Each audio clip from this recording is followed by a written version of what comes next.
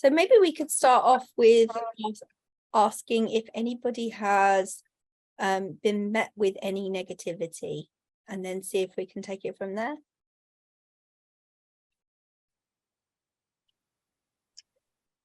Not for a while, which is nice. Not for a while. How about the one that you did have then, Joanna? See if we can start there. I suppose it's when you meet people who were teachers when they were young.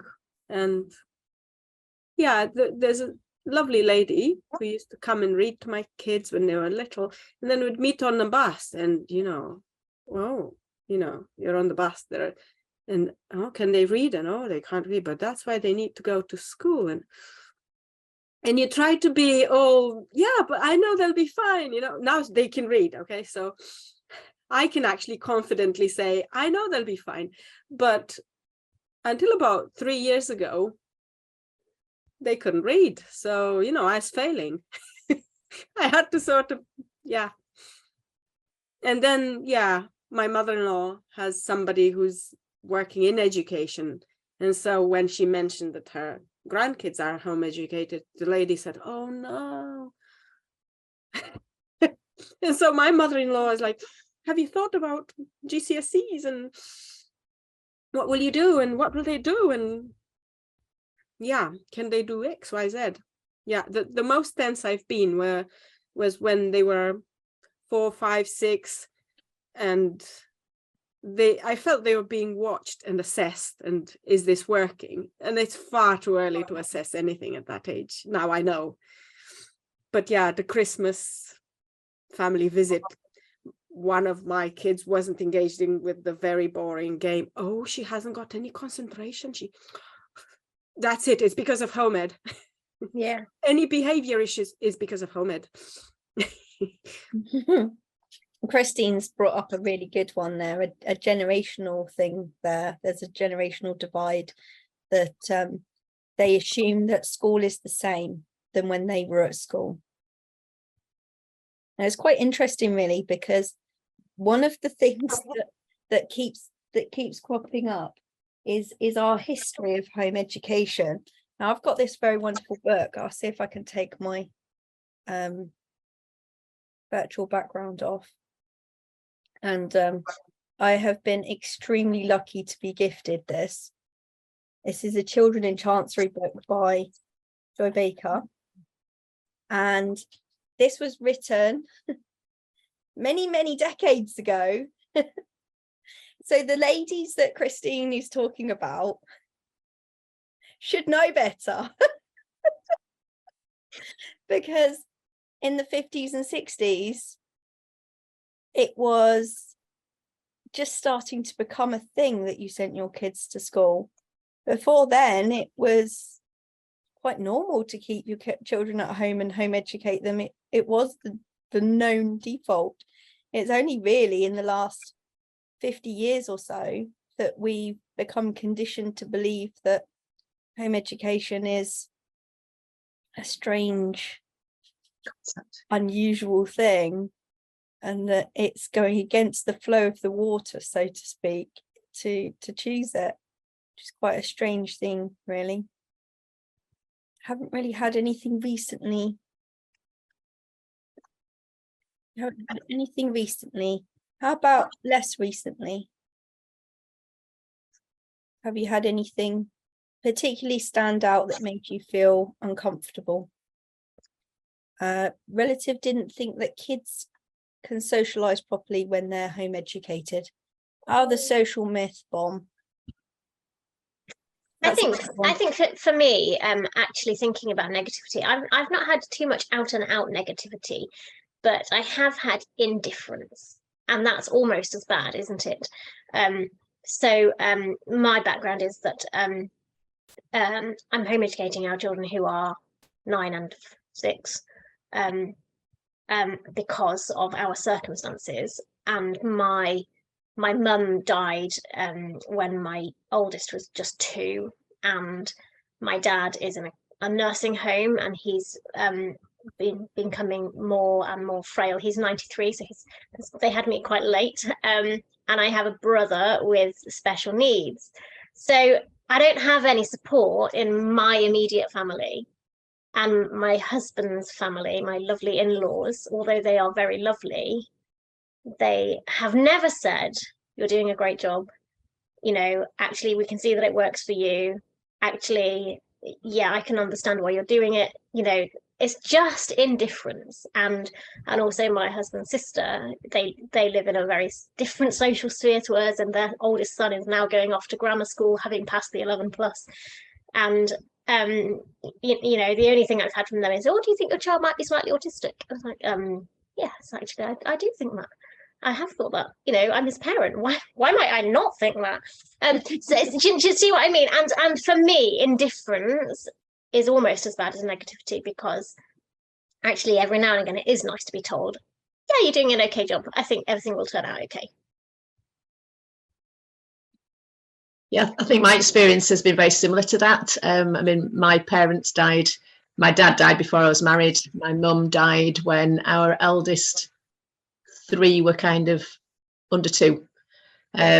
So my husband's family, now they're not a Christian family, and obviously we are a Christian family. So there's a lot that they don't quite get about the way we do things.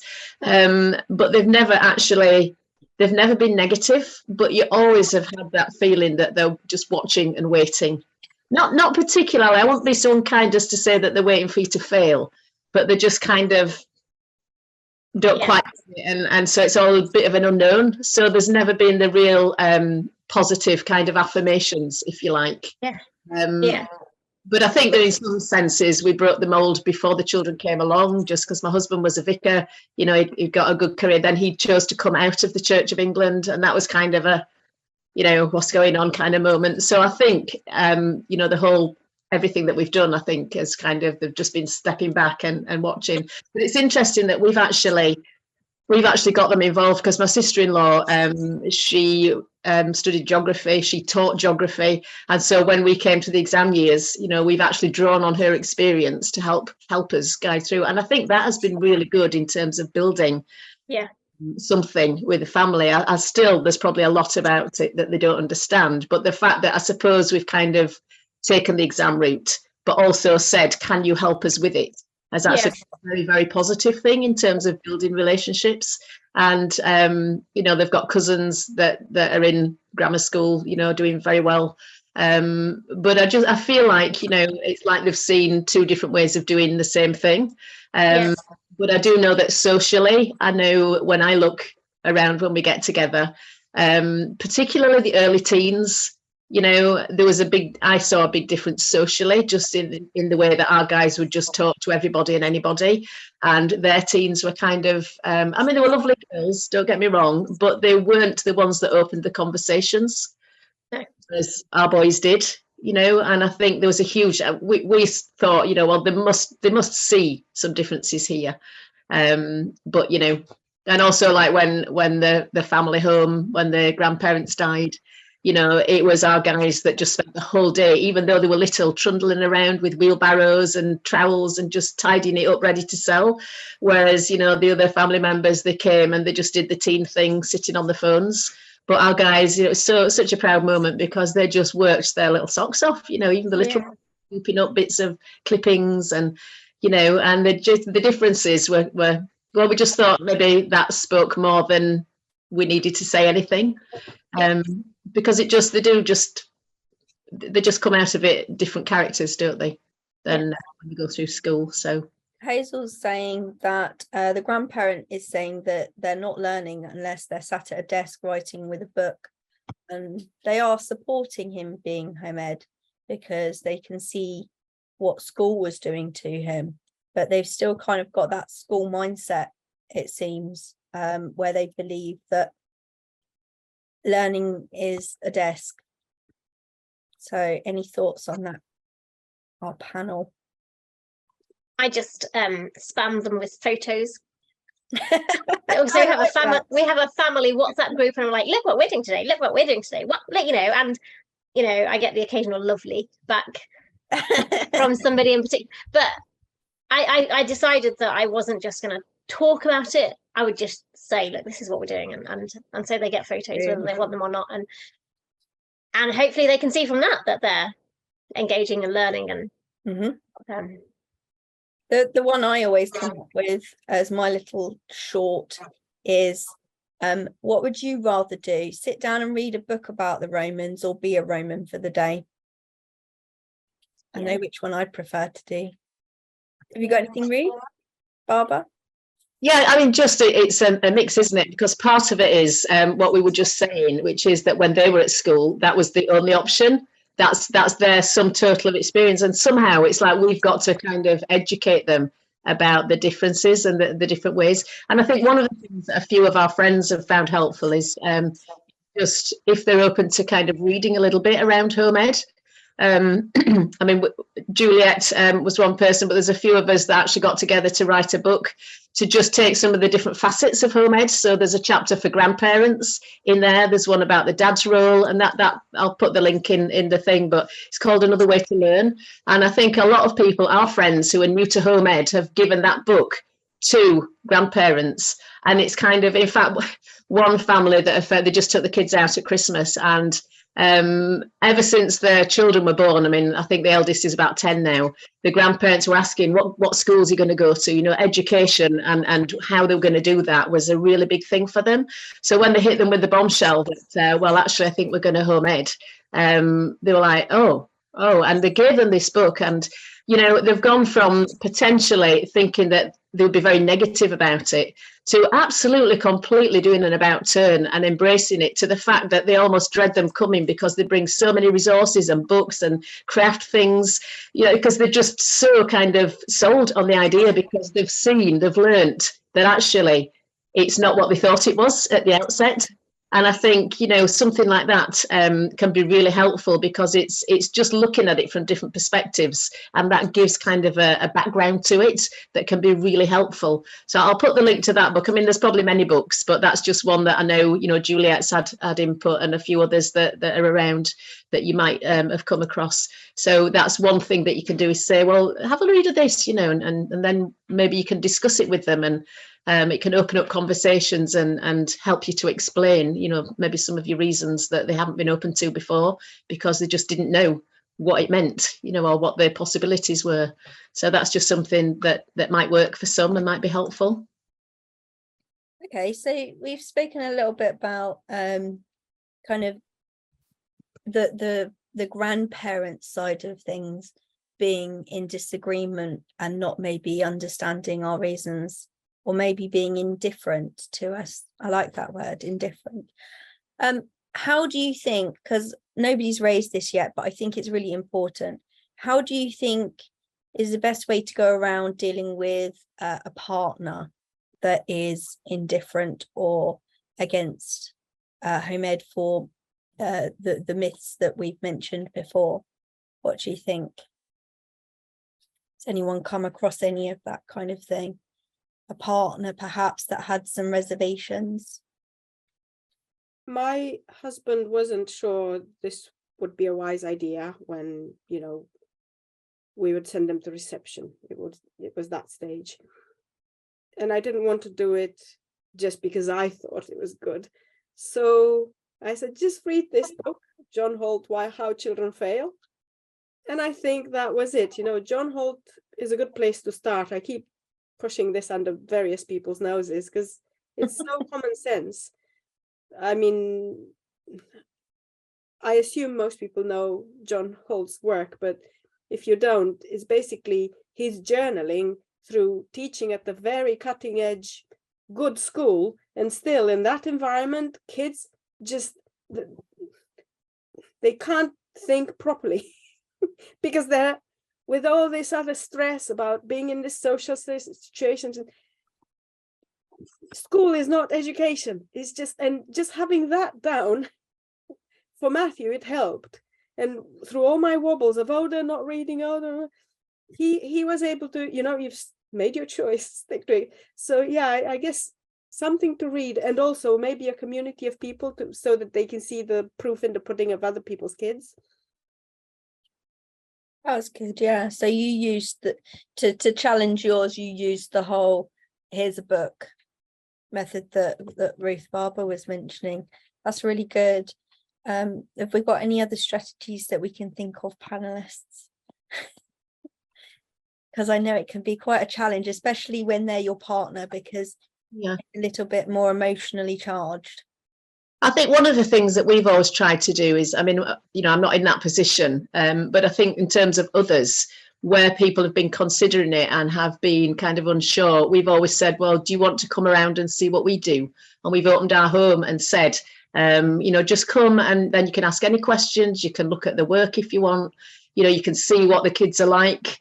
You can ask them what they think and what they've done, and you know, just to kind of, I mean, that's not a coping strategy if you're in that situation, but if you do know people in the community that are near, that are willing to do that and say, would you be able to have a conversation with us? We've got some questions to ask. And I think another thing that I've heard people do is to say, when there's a lot of when you're unsure with a partner, sometimes to say, well, let's try it for a year and just commit to doing it for a period, so that it's almost like a trial. And then during that time, you can see how it goes. You can look at the positives, look at the negatives, and you actually, you know, you're not saying that this is what we're doing forever. You just say, well, let's see how it works for us. And I think that can diffuse a lot of anxiety, because if at the end of that period it clearly isn't working, then, you know, you can always go back to the alternative. You know, it's, and very often I don't think there's many people that actually end up going back. I'm sure there will be some, but because, you know, there's you've got to learn yourself what it means. And I think it's natural to have all those questions and those anxieties. And it's only sometimes through walking through them that you actually realize that actually, well, maybe that isn't such a problem, or, well, actually that was an issue, but we found a way around it. And I think there is a lot that's uncertain at the beginning of a journey, but just to say, well, let's evaluate it at the end of the term. You know, let's just do a term or a year and then just see where we're at. Sometimes that can be a way of getting them on board and actually giving space for discussion and, you know, just analysing and looking at the pros and the cons. So I think that is a strategy that works for some people where there's where they're not quite all on board together. Yeah, that's really good. Ruth Walker, have you got anything that you could add, that if you were in that situation where your partner turned around tomorrow and said, do you know what, I don't think that home education's for us, our children are going to be socialized, they aren't going to get exams, they're not going to work, they're going to be I forget the word, yeet or whatever it is, when they're older, they're not going to be part of the community of school, and I'm concerned about that, what would you do? I'm reflecting on this question because actually I can't imagine that would ever happen, because we talk about everything, and actually from my Christian viewpoint, if he said that to me and that was his real deep feeling, I would say, okay, fine, we'll school them, because actually he's the head of our house. So that's my personal take on it. However, I would probably try and do a bit of persuading and in-depth discussion. I would probably get the children to tell him actually that whether they do or don't want to go to school. You know, one would say definitely not, and one would say, yeah, okay, I'll give it a go. But yeah, I don't really feel qualified to answer that question, I'm afraid. That's okay. I think you did a good job on attempting it. And I like the fact that Ruth was saying to use the community around you, because I think that's a really big thing, is the home ed community is something that I, as a parent who schooled my first two, didn't really anticipate the difference in the community. I mean, when I went to the school gates, the culture was to stand there, say pleasantries to each other, hand your kid over and walk away. Nobody would ask you how you were. Nobody would have an in-depth conversation with you. It was literally just pleasantries, and then they would drive away. And there was nothing between each other supporting. whereas the community for home educating is very different, and it's made me feel much happier about humanity, because humanity is there. There are people out there who do care. And for many years, I went through life thinking that I was alone. And in the home ed community, I feel like I'm not alone. If I ever have a problem, I can go to any of the other local home educators and ask them for help. So I can say, you know, I really am in a bit of a bind. I need someone to look after my dog. And I can confidently say that none of my neighbours would do that, but my home ed community would. And I think it's a really useful resource that people don't always use or know that's there. And I just want to encourage people that, you know, use your community, get in touch if you've got any concerns.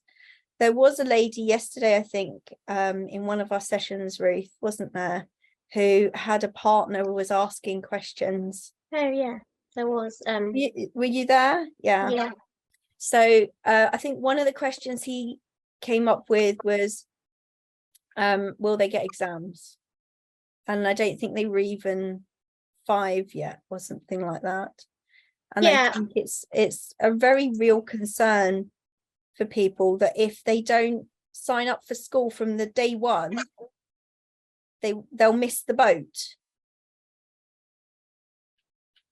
Ruth Barber, you're muted. Yes, they feel like the whole future's ruined just because they've taken them out of school. And it is a complete misconception, isn't it? Absolutely. One of those myths that that school is the only way. Yeah, I think the other question was, would they be able to get into Oxford or Cambridge? And I think, again, the sky is the limit. You know, you can get there early with home ed. You know, there's so many more different ways of doing things. So, you know, a lot of these concerns and worries, it's just a lack of understanding, isn't it, of what it actually is, you know. Yeah. And as has been said before, it's learning for life, isn't it?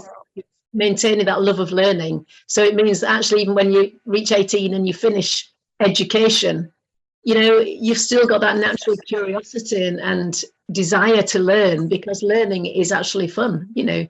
And it's just it's unlocking a love of learning in your children, and that doesn't stop when you finish your education. That is a life skill, and it will take you a long way, a lot further than the education system with all its limitations perhaps ever will. So Amy's brought up the socialization myth again.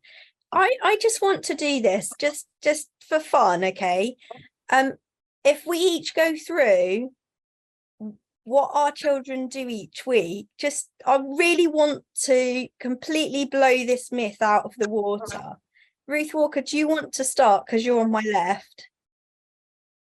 Yes, I will do. I will just say that I think Amy's actually saying that his main worry was, but now he's converted. So I don't think that Amy's thinking that anyone thinks that anymore.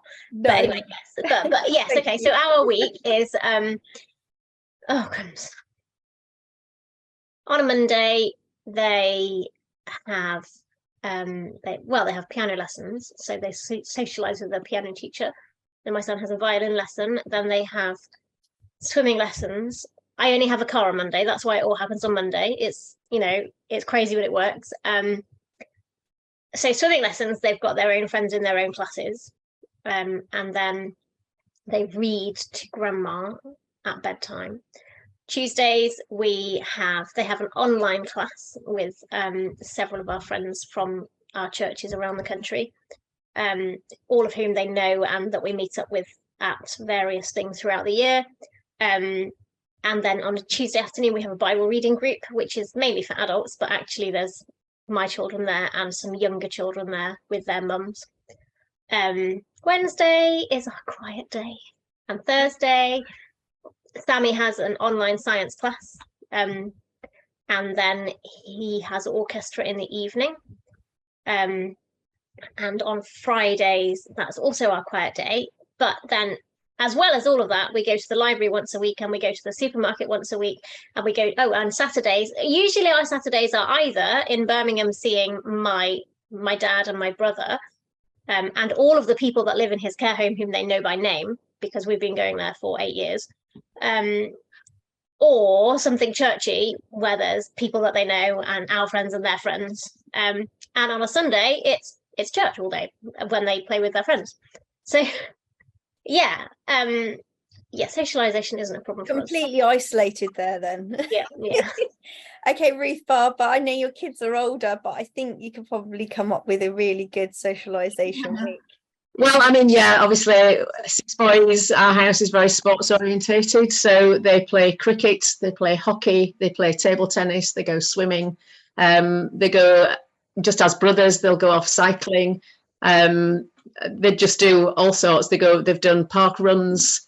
So a lot of team skills in there, and just mixing. And I think for us, that's where they've learned to kind of hold their own, shall we say, in the wider world, because obviously when they're at home, there is that kind of sense that sometimes maybe they are sheltered, and I think that can be a criticism that comes from us, that they're not, we're protecting them from the world, and they've got to learn to kind of stand and take the knocks. And I think for us, although I don't quite like that description, I think it is in these team sports, that is where they've actually come against some, shall we say, school type behaviour, where, a lot of them are at school together and they're a bit exclusive, shall we say, and kind of obviously the way they respond to things as well, and the type of conversations that they have, that's where our guys have had to learn, not only to kind of integrate perhaps, but also how to stand for what they believe and for what they feel is right, and not to be swept along with the crowd, which I think was some of our reasons for wanting to home ed them in the first place,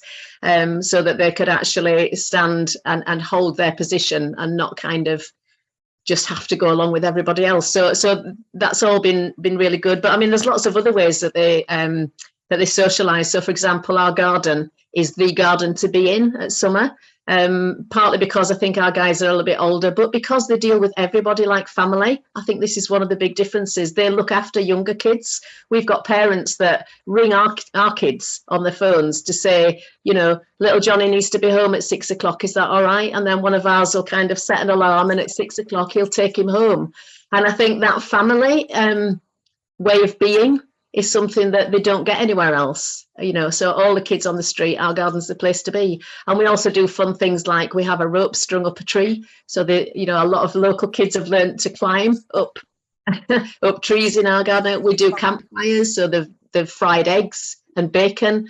Well, some of them are Muslims, so they've not all had bacon, but these are things that at home, they come to our house because there's always something fun going on and something creative. And, they'll go, we've got a field up the road, so our guys go up there now, and, they'll just play with local teens or kids. They'll just invite them to play with them. And, and that, it's wonderful, because that doesn't happen.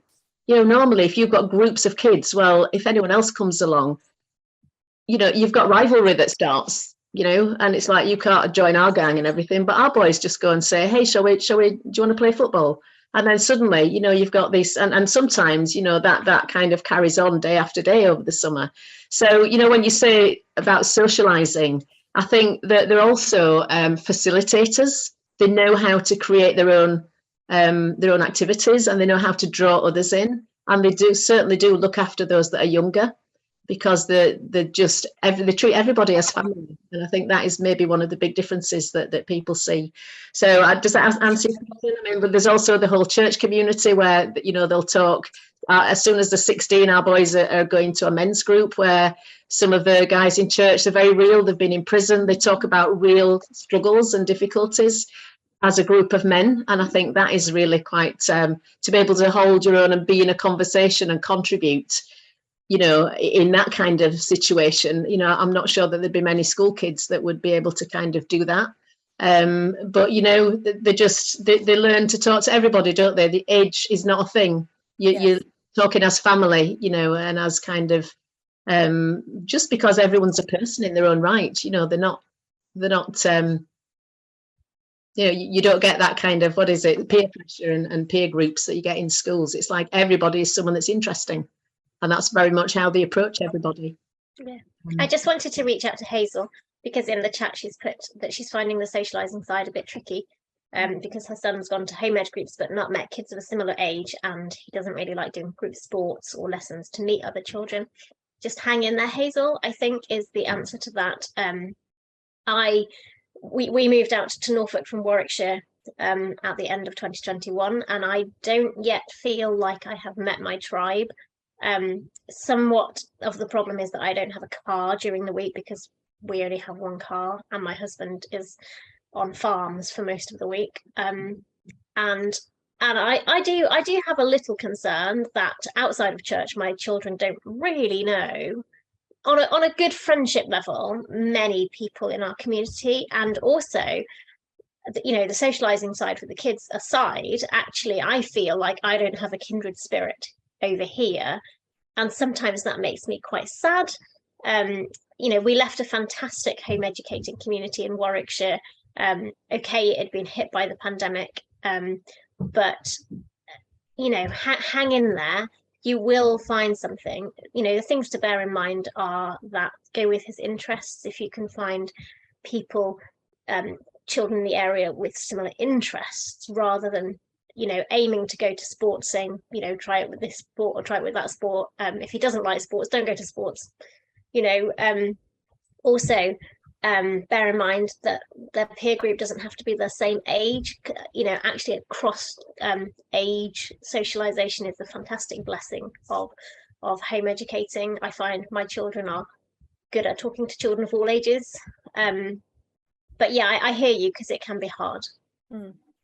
I think just one other thing is as well, if you're, you know, I think the key is, and we've said this, but unlocking your child's interests.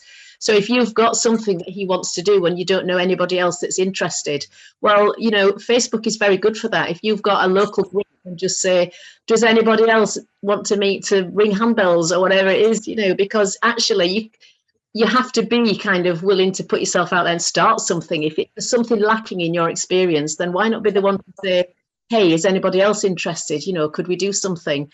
And very often that's how things get going in communities, because somebody first one to say, well, this is what we need. Is there anybody else that would like to join us? And I think we have to be bold, don't we, and say, okay, well, let's go and make it happen.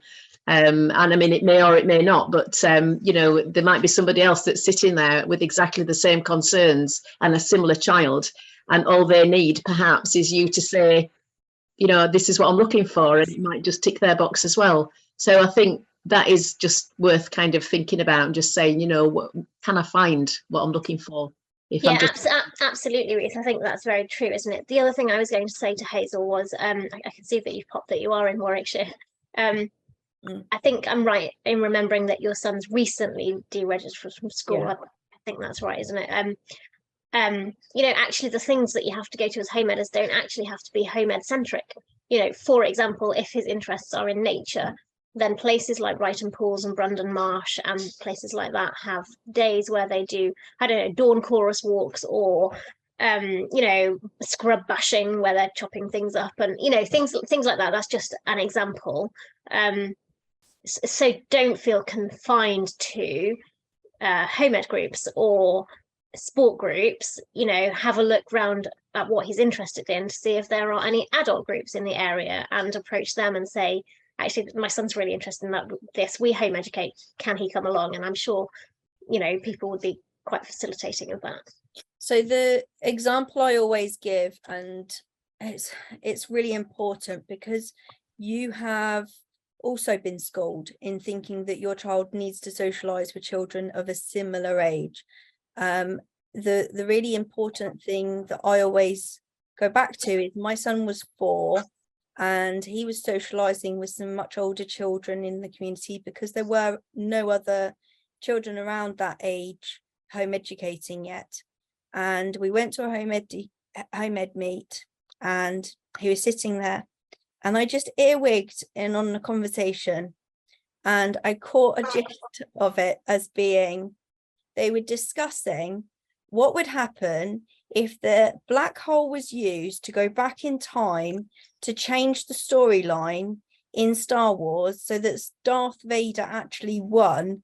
What would the story then be? You would not have that conversation come out of the mouth of a 4-year-old normally. And that was what was really interesting, is because he had met with children that were of a different age group, he was being introduced to different subjects that weren't about Mike the Knight.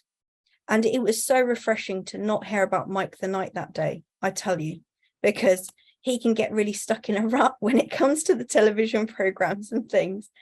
But it's that helps to enrich their social skills, because younger children will always look to the older ones for that inspiration and to learn those social cues and that social information that they need to know. And then the older children will help and support the younger children. And by teaching them, they're in themselves learning those social skills. Now, when you go to work, there is no workplace in this country, I can guarantee it, where you will only go to work with people who are within the same year as you. And yet that is how we enforce socialization in schools. And then the teachers will always say over and over again, you are not here to socialize, you are here to learn. And yet the one thing they always pin on home educators is, but how are they going to socialize if they don't go to school? It is absolutely amazing how much you can get out of impromptu things that just crop up. We decided to take a detour one day. We bumped into the bus man on his break in the bus lane, and he welcomed us on board. And within 5 minutes, my son had pushed every button on the bus. He'd had an experience of playing with the steering wheel, the seat, issuing his own ticket, counting out his own change. And then we went to the back of the bus and were ready to resume our journey. We went down the road, and I could not have made this up. We picked up a whole class of children who got on the bus because they were learning about buses at school, and they wanted to know what a bus was like. They got on the bus, they all made lots and lots of noise. My son remarked, "Why do they make so much noise, Mummy?" It was just constant white noise. They weren't talking about the bus journey. They weren't talking about the bus. They weren't talking about the ticket or doing like a conversation with the bus driver as they got on. They just all got on the bus, went one stop, and all got off again. And I thought, if you were to compare the learning potential and the socialization skills between that group of children that got on and had never been on a bus before, and my son, who had gone on a bus loads of times before, but on this occasion, he'd actually been allowed to ask all of those questions. It was such a massive difference. And again, if he had been told he could only socialize with people the same age as him, that bus driver would not have fit in that age bracket. And that's a really important thing. When you're deschooling yourself as well, it can be a very difficult process, but it's really important one. Is there anything I've missed there in the chat? No, I think there's just general comments, I think. That's really good. The other thing I wanted to quickly raise before we run out of time is I want to touch very gently on negativity from people that aren't in our family. So I have experienced negativity from professionals, but also from general public. And I wanted to know, has anybody else had any experience like that, and how did you deal with it?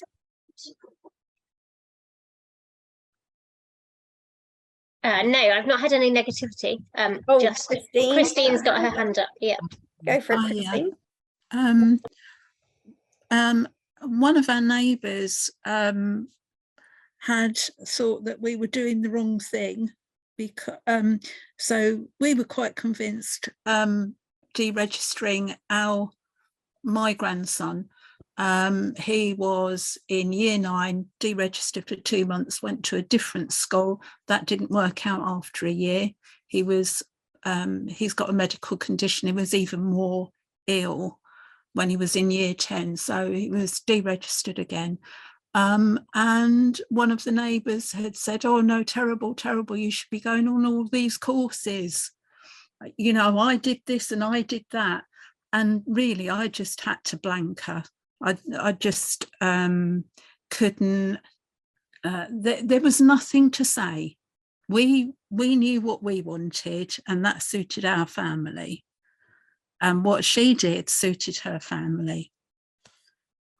That's anyway, there you go. Thank you. Thank you, Christine. That's a really good point, actually, because I think sometimes, you know, when people ask you questions, sometimes you can tell that actually they're not asking you because they want to know the answer, but they're asking because they want to trip you up or because they want to be negative. And I think sometimes if you kind of get a sense that people are just asking because they want to, you know, tell you that you're doing it all wrong, then I think it's absolutely the right response, Christine, to say, well, actually, you know, I'm not going to pursue this conversation because, you know, I don't mind anybody asking me anything, but, you know, if they're going to just ask so that they can unleash everything that they think I'm doing wrong, well, you know, I know that what I'm doing is right for us and it's nothing to do with them. And I think sometimes you have to just cut that and just say, you know, well, thanks for your input or whatever, and walk away, you know, and just kind of be graceful about it. But just, you know, it's not their call to make, is it? But when somebody asks, oh, well, how does that work then? You know, well, maybe that's different, because if they're genuinely wanting to know, well, then, yes, I will talk and I will say, well, this is what we've done. And because there's a request there to be educated.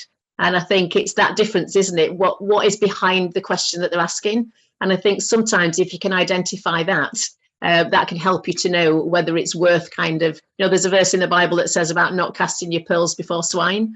And I think that's, you know, when they're asking, why are they asking? Because if it's to trip you up and to be negative, well, then, you know, it's not worth the hassle. So you just graciously finish the conversation and walk away.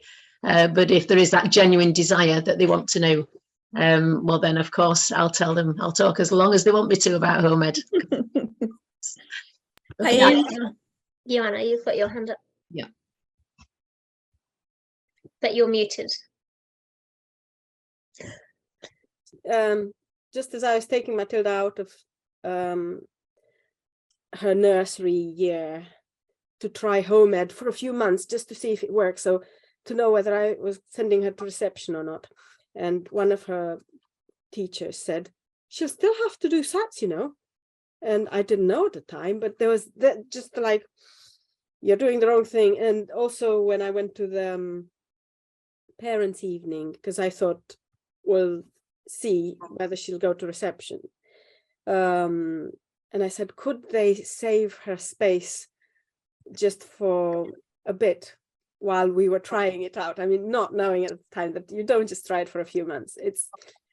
And she said, it's not fair. It's not fair to the other. Basically, I've had this feeling that you're trying to cling to your own kids against their better, against them, really.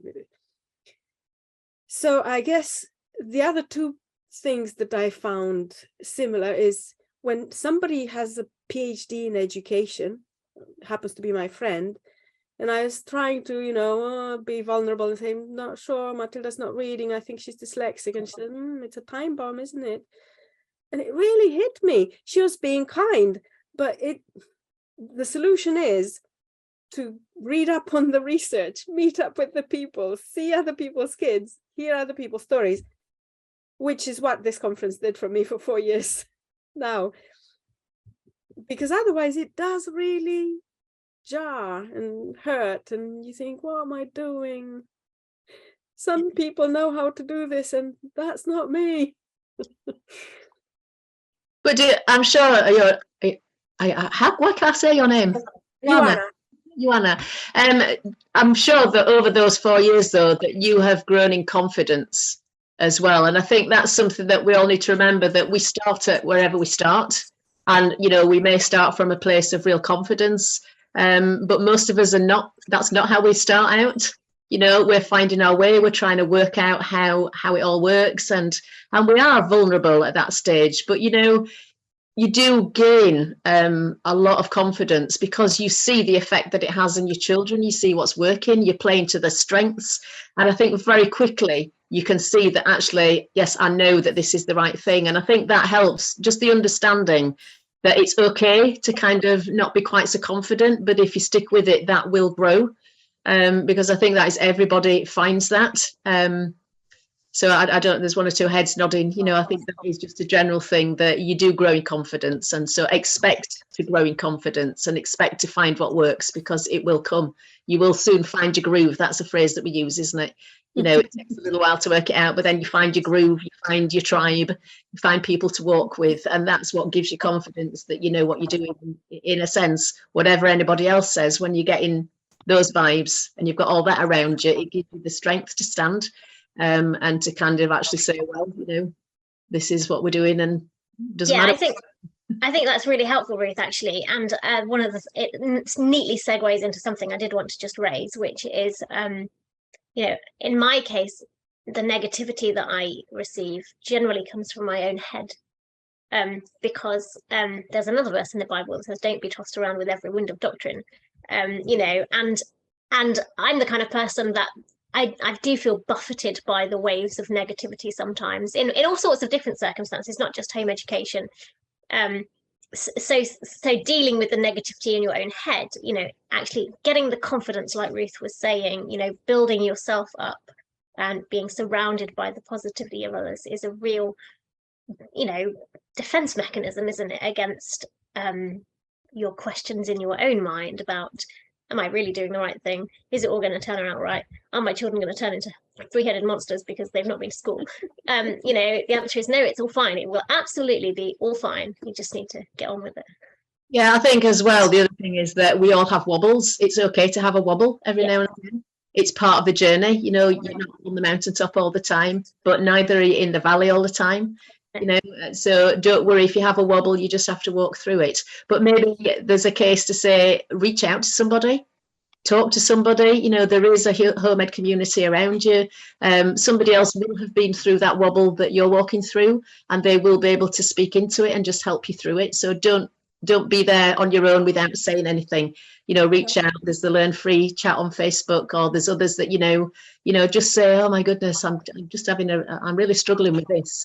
And just see what they say, because they will have been there before, and they will just help you to kind of deal with it and say, look, it's par for the course.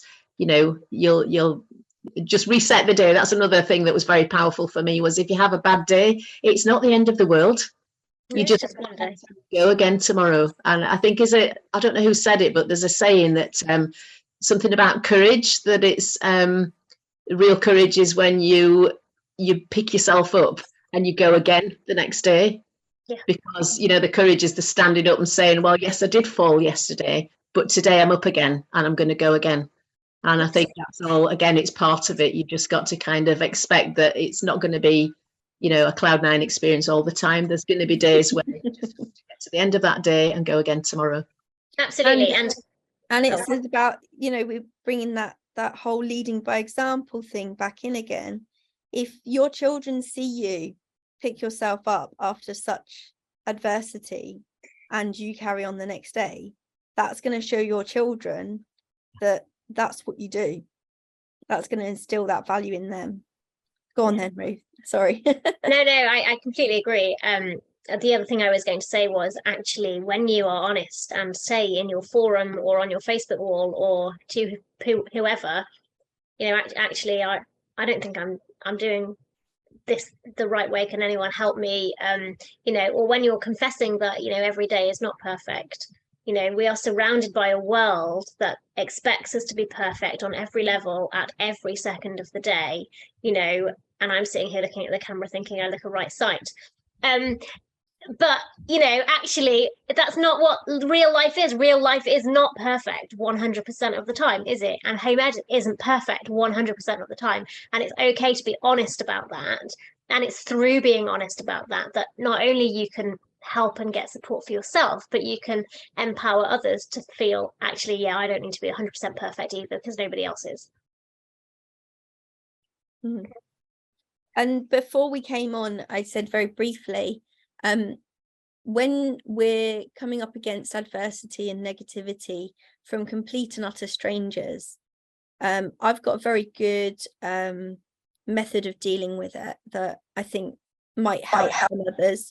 It might not. It depends what your child is like. Mine has always taken the reins in this.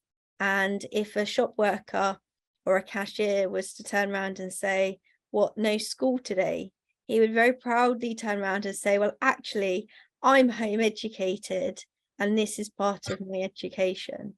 And that's when they will be more inquisitive than offended, because this very articulate child is actually standing up for himself, and it challenges that myth of he's not socialized, he's going to be socially inept, he's going to be difficult, and that then makes them a little softer, and the argument tends to be much shorter as well, I noticed as well. So you tend to get your shopping through the till much quicker than if it was a conversation between myself and the cashier. Yep. Amy says her 8-year-old always answers, "I don't go to school, I'm home educated." It's like the opposite of school. That's brilliant. The opposite. Oh, wow. That's brilliant. I mean, I've built up confidence. I mean, I have to admit, I have been home educating my kid for quite a while now, but I have built up to the point now where the medical professional at our local appointment said, "Oh, and he's homeschooled." And I corrected him and said, "No." I said, "I'd like to correct you there. It's home educated. And the reason why is because I do not get supplied any material from a school to educate my son. I do it all by myself." He went, "Oh, okay, I didn't know the difference. Thank you for that."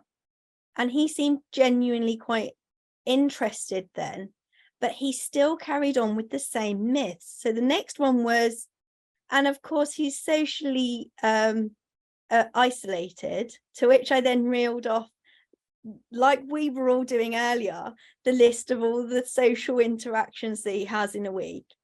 And then he said, and of course his pelvis is tilted forwards because he's slightly overweight. He's obviously not doing enough exercise and he's not getting enough nutritional diet. To which I then had to challenge again everything that we do each week that is fully active. I mean, if he went to school, there would be a heck of a lot of a problem with, you know, this issue. However, because he's not, he's doing tennis, swimming, cricket, he's running around at the social meets, and he's more active than if he was in school. So the doctor was quite shocked and taken aback at that point, because suddenly he's been very, very much put in his place. And his choice of diet is very varied. I mean, I have never known most children actually opt for salad, but he'll opt for salad and make it himself. So actually challenging those myths, it doesn't go away, but you can equip yourself. And I said before we came on, there are a few myth busters out there, especially in the educational freedom side of things. I think Ed otherwise might have some, and there's a few other forums out there that have some myth busters on. Use those to help you deal with the rhetoric, because there's quite a bit out there, and we've seen today the social one seems to be the most popular one that gets thrown at us. But obviously you've got now that weapon, hopefully, to combat that if anyone was to throw that at you. Hopefully everyone feels confident now that they can deal with the negativity that they might encounter. Has anybody got anything else that they feel they want to ask, or that we might have missed? I remember a very helpful lecture from a past conference about this conference, metaphors of what education is, and a lot of them are, you know, milestones or journey or covering up, and they're all expressing some truth but not all of the truth, and they're all just a limited image of what it is. And there's this assumption that it's a gradual progress, therefore if you've missed this, that's it, you know, and that's all a myth. And it really helped me to know that actually it goes like that and like that. And that's the sort of little nuggets, and you pick them up all over the years, and then you can help others, and you can smile and say, yeah, we're fine. Yeah, we'll be fine. I just want to thank my panelists here. You've been absolutely amazing. I couldn't have done it without you. Thank you very much, Ruth Walker and Ruth Barber.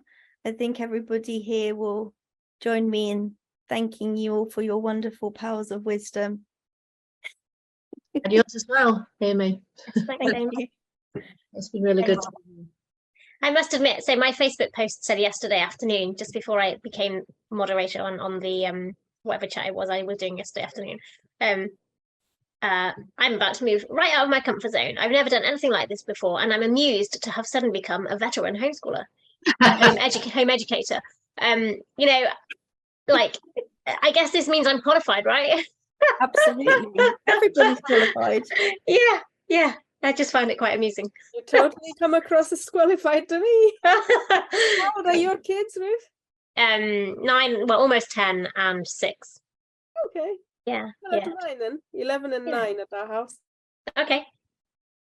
Yeah. And I probably ought to go and check that they're still alive.